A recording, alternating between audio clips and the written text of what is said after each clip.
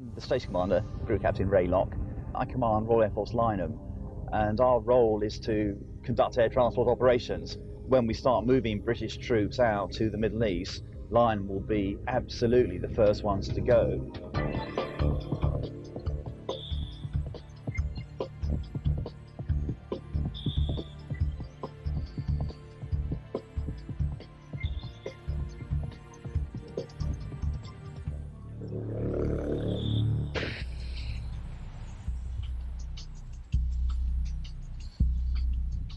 RAF Lynham in Wiltshire, one of the busiest air bases in Britain.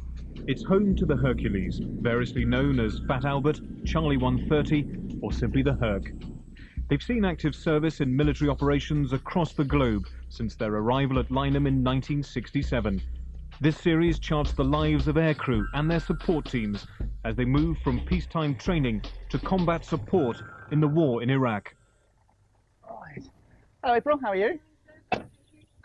Station Commander is the best job in the world, without question, and a big and important, well no, essential station such as the Royal Air Force Lynham, with so many people here, as so many aircrew, engineers, support, every area, it's just brilliant. One of the key jobs of any Station Commander is to ensure that the people that work on the station feel good about themselves. Gentlemen, the Station Commander. Feel valued, make sure that the job they do, whichever little bit of the jigsaw they fit in, they feel important. Right, well, good morning to you all. Crew Captain Ray Locke, Station Commander. Operation Telic, which has taken a huge amount of people from the station and requires continual effort from everybody here. It means longer working hours, it means fewer people on shifts around the station, and for some of us who may deploy, it means an amount of personal uncertainty and potentially a lot of personal danger. I hope you find that very exciting, because I come back to what we do here is operations in whatever guise. That, certainly for me, and I hope for you here, is what makes being in the Royal Air Force so exciting, and what makes being at Royal Air Force Lynham, particularly at this time, probably the best place in the Air Force to be. Right. We provide the tactical air transport for the whole of the Royal Air Force. I mean, pedantically, whenever we have an operation, we define the area that operation is going to take part in as a theatre of operations, effectively. And anything that just moves around within inside that theatre, strictly speaking, is tactical. Anything that goes in and out of the theatre, so from the UK to the Middle East, for example, is strategic. And that's the doctrinally correct view.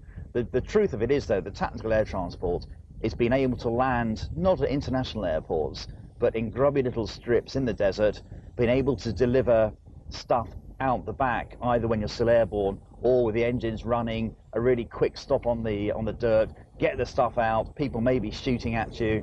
That really is what tactical air transport is about. And for me, being a tactical air transporter or a tactical truckie is all about doing it dirty, getting grubby, having a great time, real hands-on operational stuff.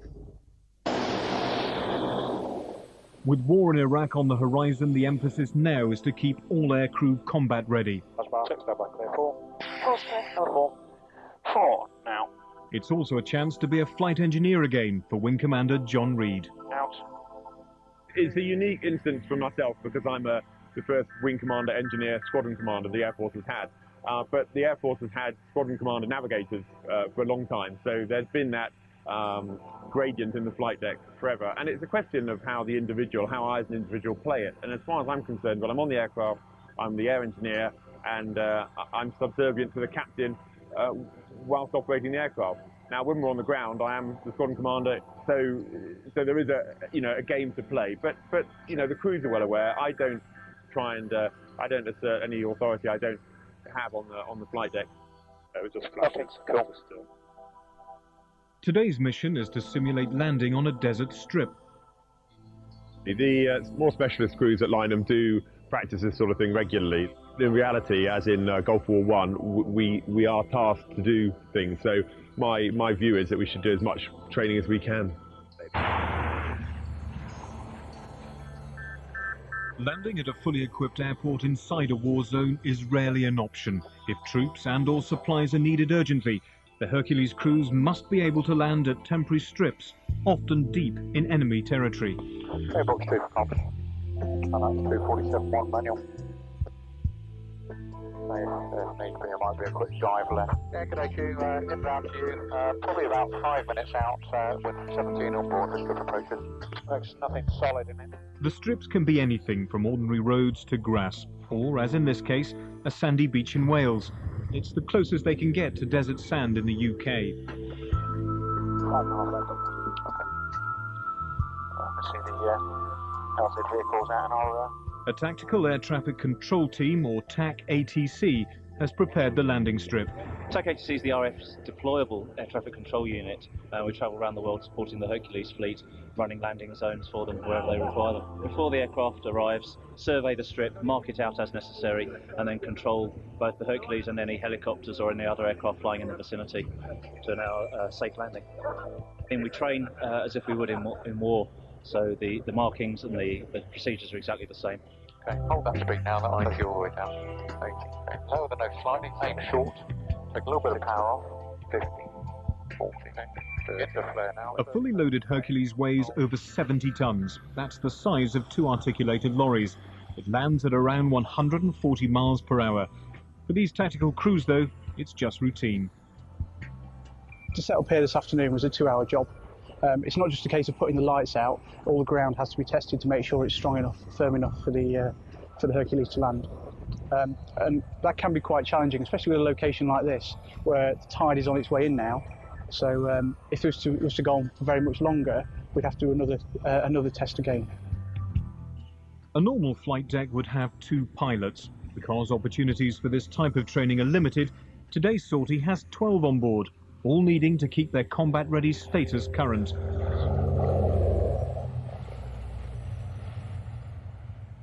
It's quite nice here because of the length of beach. Although it's not unlimited, we can lay down a much longer runway than we normally can.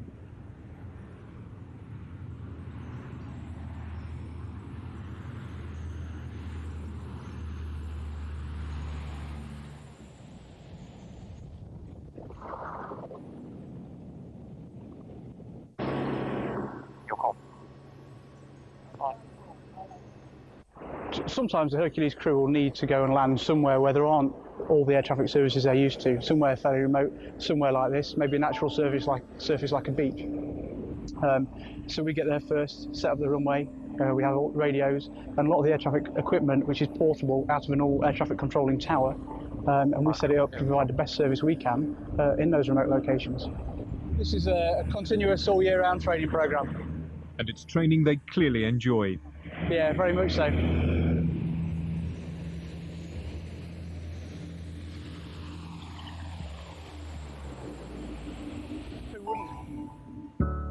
Although the beach is a perfect location for the aircrew to hone their skills, the saltwater environment is far from ideal for the aircraft. I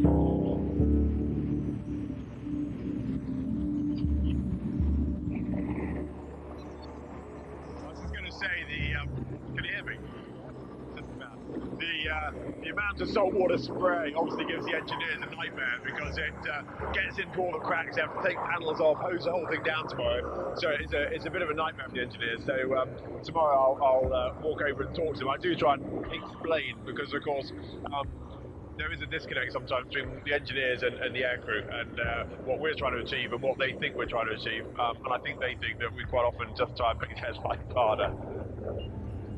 They'll have to wash it basically, take panels off the bottom and wash it, get the salt water off because it's obviously corrosive. And it's not a small job. It's not like washing a car. It's a little bit more intense than that. So. It's going well. We have a problem in that the Hercules is always sort of first in, last out because we haul trash. You know, we are a cargo aircraft. So with the logistic build-up for what's going on at the moment, we're working extremely hard. So there are no aircraft left for this kind of training. Pilots coming into land at a modern airport would have plenty of lights clearly showing the runway and its approach. Today, though, it's very different. There are very few visual references, and the tide is coming in.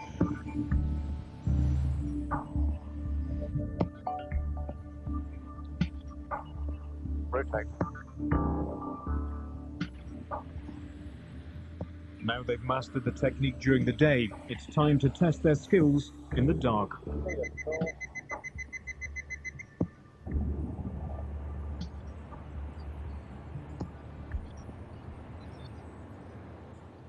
The landings must be precise. On some covert missions, markers are held up by ground crew to identify the runway at the last minute.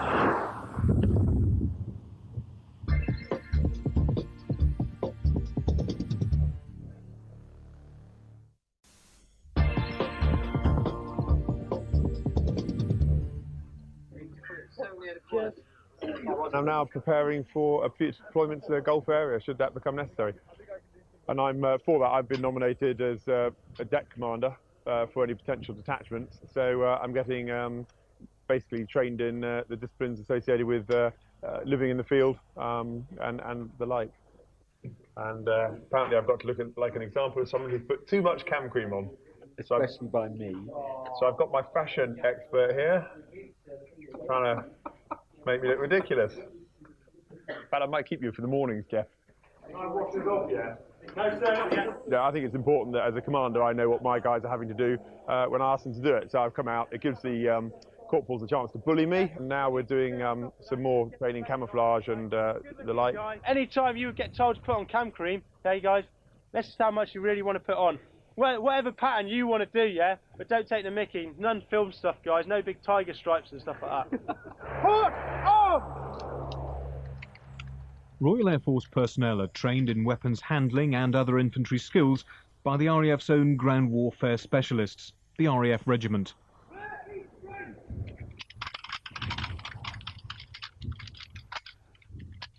At any time, these group of people here can get deployed to the Middle East. Everyone needs to have infantry skills, okay? They're tradesmen first, but infantry soldiers second. So they need to have a knowledge of what they're doing. And what we're trying to do today is just to give them a basic knowledge of what they're doing. So if they get dragged into anything, they're not just going to be thrown in at the deep end.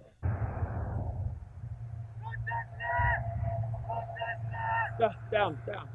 We're talking about going into a combat situation, potentially. So it's a lot more serious, talking about weapons, live firing, and possible biological, chemical threat. So a lot more serious. And everybody, although we do this sort of training every year, everybody here is on notice to move. So they take it that much more seriously, because getting a whiff of CS gas in the chamber is one thing. If you don't do drills properly, getting a whiff of nerve gas, nerve agent or something nastier is a completely different story. Target up! Ultimately, I'm in uniform because I have, I've agreed that I will do the ultimate act, if you like.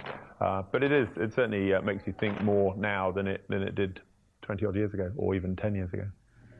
Okay, sir. 1, 2, 3, 4, 5. All the rounds on the target there. Good grouping there. Good grouping there, sir. Obviously, your kneeling's a lot better. Was that your kneeling on my right kneeling, side? yeah. Okay. Now we're going to move back to 20 metres. Your grouping might get better on the standing, even though we've moved back, but now you've got more confidence in the weapon, you're happy how it's fired. Okay. It should be alright. Fine.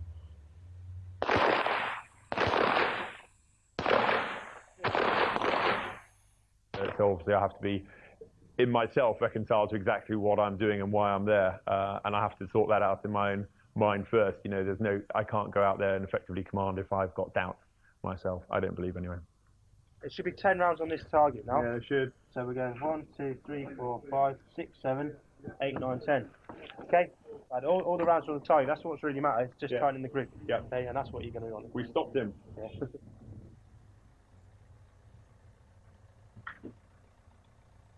Our job is to deploy a large number of forces initially, and so when we start moving British troops out to the Middle East, Lion will be absolutely the first ones to go. Once operations start, we'll then sustain those operations, and when everyone wants to come home, they'll be hitching lift back on our Hercs as well, and we'll still be sending stuff in and out months and months and months after the medals have all been handed out. As the build-up for war in Iraq continues, the Hercules squadrons are moving hundreds of tons of equipment from the UK to the forward bases or hubs in the Middle East. Get ready down the back end.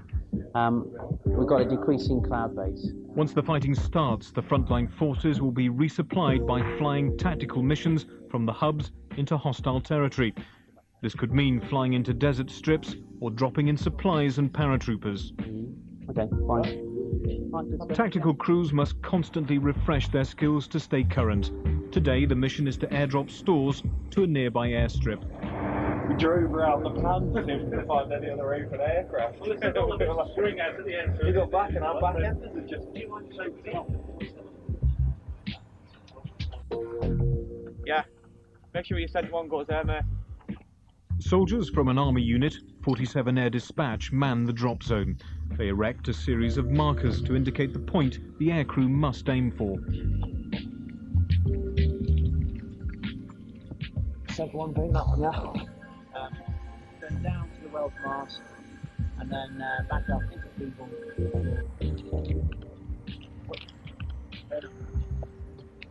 You're pulling that one so tight, that's what it is. That's like a dog's hind leg. Check it out. The drop zone is only a few minutes flying time from Lynham. They'll make the separate runs at low level, dropping stores each time.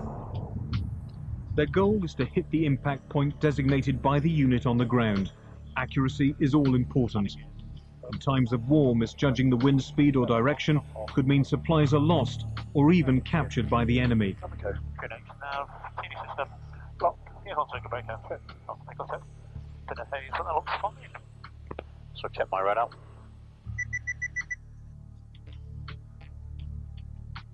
At night, you use a good lighting system, and they can be set on a sequence of flashes, steady, different coloured lights and things like that. If they can be set on infrared and things like that, if it was covert. Army air dispatchers also fly with Hercules crews on these missions. It's their job to ensure the supplies are ready to go.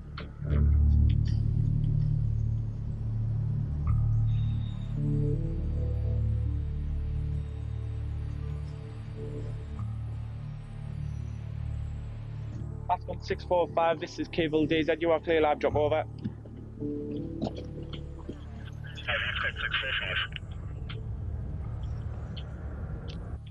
3 miles. And then you got 5. That's 2 miles. Off the signal. Red on. Red on. Green on. 2 release. On the final run-in, the navigator on the flight deck initiates the drop. A small parachute has been fired into the aircraft's slipstream. It inflates and releases the load. And they've come down, no problem at all.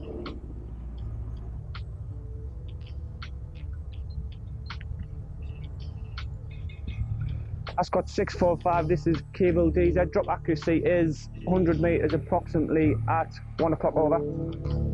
Not bad. Ascot 645. The first drop is close, but not perfect. A last-minute switch in wind direction or speed can mean the aircraft is blown off course. Cable DZ, you are clear live, drop over. Clear live, that's got 645. Loading copies 15 seconds. Red on. Red on. Green on. Green on. Shoot released. Timing broken. Load moving.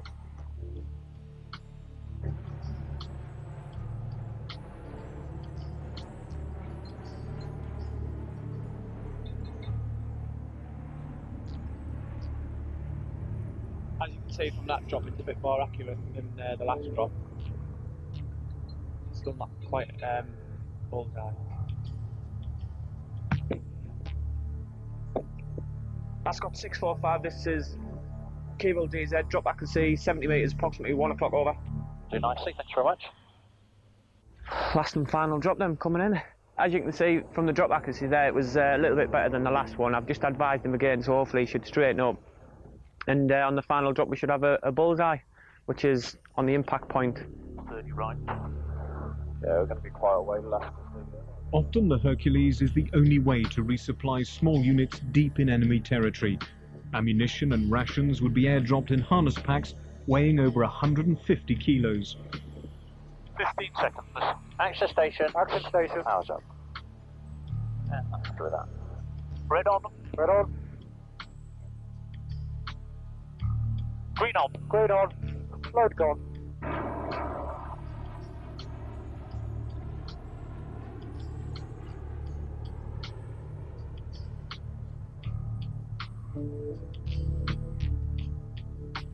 Ascot 645, cable DZ, drop back and see 12 o'clock, approximately 50 metres. Please confirm last drop over. Roger that, 615. This is what was dropped on the third and final drop. This is what we call the harness pack.